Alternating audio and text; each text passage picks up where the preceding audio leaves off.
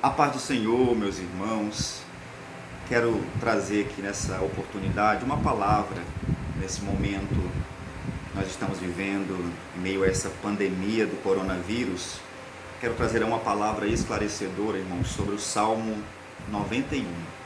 Salmo tão querido, tão amado de todos nós, inclusive meu também, mas que por muitas das vezes tem sido usado como uma espécie de um amuleto, né? Muitas das vezes encontramos o Salmo 91 aberto na casa de muitos crentes como uma espécie de mandinga, de amuleto para espantar, às vezes até na cultura popular, mal olhada, essas coisas. Mas eu tenho observado uns certos equívocos na interpretação do Salmo 91. Eu quero trazer só alguns princípios hermenêuticos para a gente poder entender melhor o Salmo 91 à luz do seu contexto. Primeiro, é bom lembrar que o Salmo 91 foi escrito para o povo de Israel na antiga aliança. E é bom lembrar que sempre quando Deus fez aliança com o povo de Israel, nós vemos claramente em Deuteronômio 27 e também 28 as promessas das bênçãos e das maldições.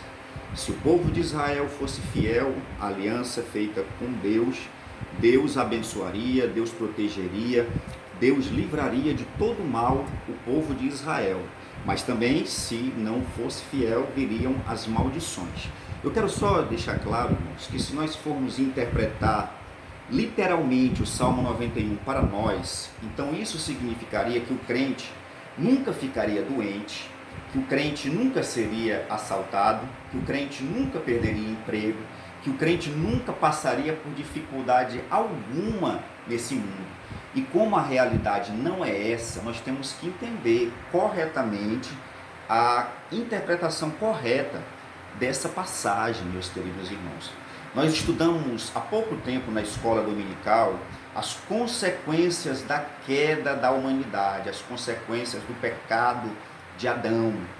E uma dessas consequências foi a morte, a enfermidade, foi o fato de Deus ter dito para Adão: maldita é a terra por tua causa. Isso significa que vivemos num mundo caído, no meio de uma raça pecaminosa. E nós, embora sejamos crentes, estamos sujeitos às vicissitudes dessa vida.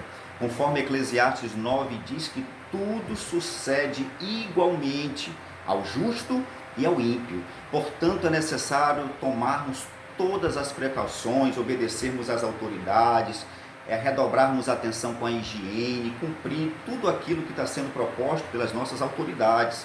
E não se espante, servo de Deus, se você vê alguns crentes sendo contaminados, que Deus guarde, mas isso pode acontecer.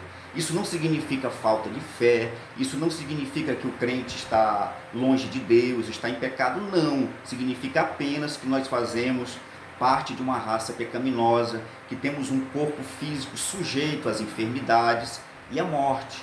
Mas é só muito importante lembrar que o Covid-19 pode gerar apenas a primeira morte, mas não tem poder para gerar a segunda morte, que é a morte eterna, a separação de Deus. Para concluir, quero dizer apenas que tenhamos esperança nesse momento de crise. Como o profeta Jeremias diz assim: quero trazer à memória aquilo que me traz esperança. Tenhamos esperança, esse momento difícil vai passar. Isso que nós estamos vivendo é o princípio das dores, que Jesus fala ali, Mateus 24, ele usa até a imagem ali de uma mulher em dores de parto. Mas nós temos a promessa que Jesus fez dizendo que ele guardaria a sua igreja. Nós cremos assim, somos pré-tribulacionistas, cremos que Jesus há de arrebatar a igreja antes da grande tribulação.